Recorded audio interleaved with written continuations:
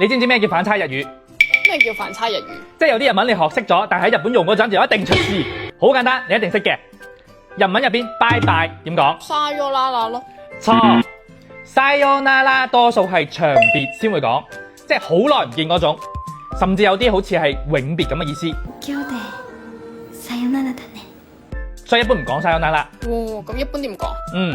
同熟嘅朋友我哋會講またね、じゃあね。じゃあね。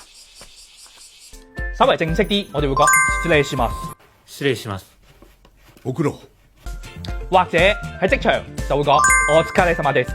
お疲れ様です。咁就先走嘅。下一題，我係私，咁你呢？あなた。又錯。あなた喺日常入邊咧係好少講嘅，因為聽落其實會有一層意思係 honey， 好親密嗰種，就係一般老婆叫老公嘅時候先會講あなた。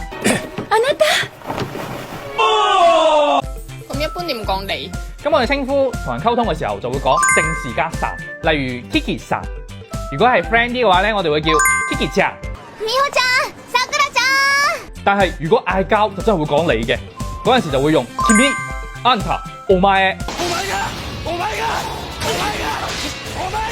即係你點點點點點點。咁我哋總結一下，拜拜，我哋唔講さよなら，講じゃあね。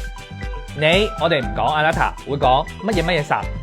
日本人咧會睇場合同埋關係去揀講法嘅。下次再講多啲反差日語，幫大家學日語唔中伏。